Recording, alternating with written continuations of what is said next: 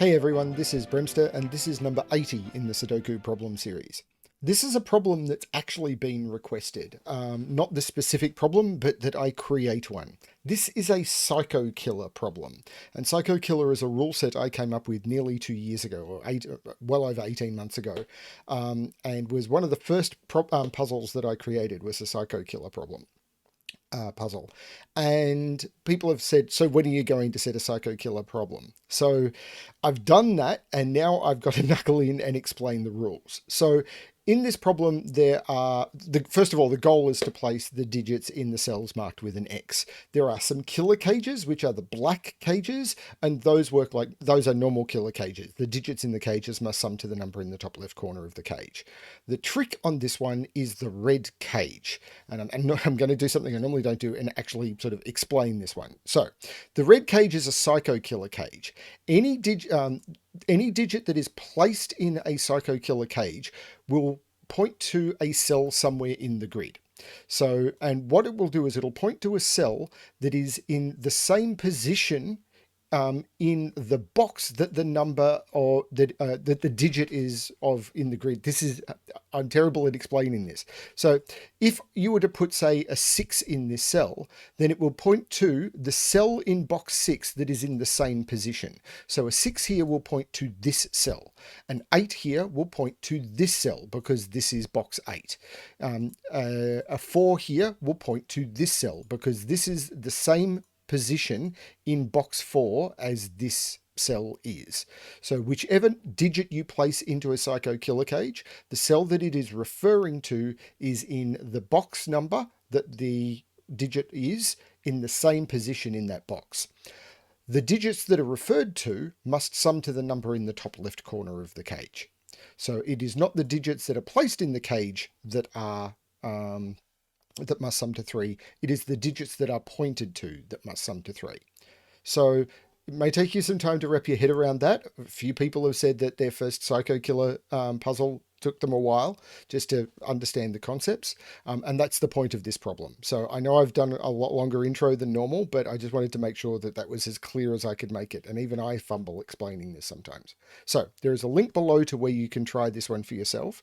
This has been labeled as a hard problem.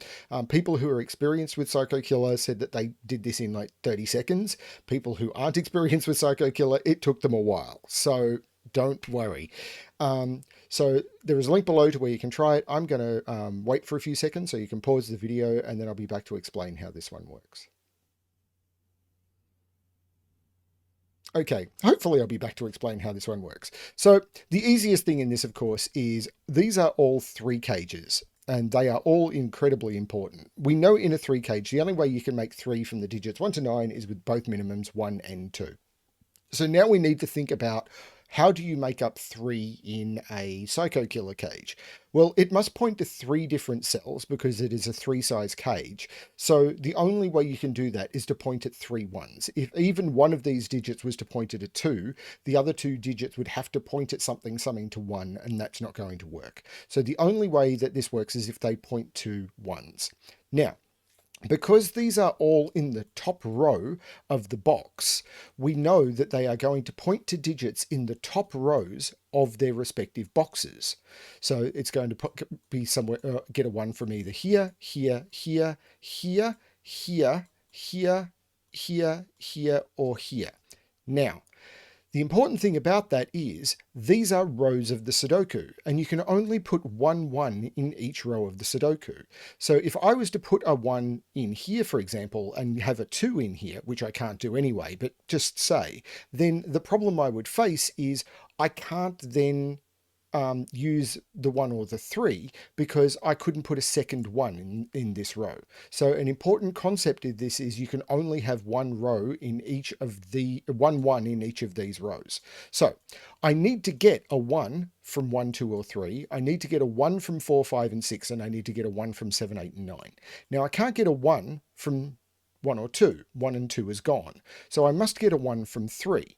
But if I look at box 3, the only place I can put a 1 in the top row is there because of this 3 cage. So this has to be the 1, making that the 2, but most importantly, the only place I can get the 3 from is there. So this becomes the 3. Now, and I didn't mean to have the check pencil marks turned on. I will turn that off. Not even sure why that is there. Anyway, so the next thing we want to look at is this one down here. Now I need to get a 1 from this row, but because of this 3 cage, the only possible place that a 1 can be is in one of these two cells. So I have to get it from box 7. So one of these is a 7. But if I put the 7 here, I'd be getting the 1 from here. And I can't do that. So the only place I can get it from, because I can't put the 7 there and get it from there, because this is already getting the 1 for the 3. So this has to be the 7, and this has to be the 1, making this the 2, which isn't relevant. All that matters is the 7. So now the question is, where do I get the 1 from in 4, 5, and 6? Well, I can't put a 1 in box 5, because if I put a 5 here, it's actually pointing to a 5, because it'd be pointing to itself. So that's not going to work. I can't put a 1 in box 6, because the 1 in box 6 is down here. So it has to be pointing to a 1 in box 4, and that becomes a 4. And that's the solution to the problem. So it's all about how do you get the ones that you need. I understand this one is probably not just tricky, this one is probably a rule set that most of you have not seen before. I've done a few Psycho Killer puzzles on the channel before, but I did want to add it to the problem series because I've had a few people request it. So hopefully that one was a nice introduction to Psycho Killer for you all, and hopefully it wasn't too... I didn't make the instruction too clumsy. It's very, very warm here and I'm very underslept. Thank you everyone for watching. I hope you enjoyed the problem. I hope you're enjoying the series. And as always, good luck with your solving.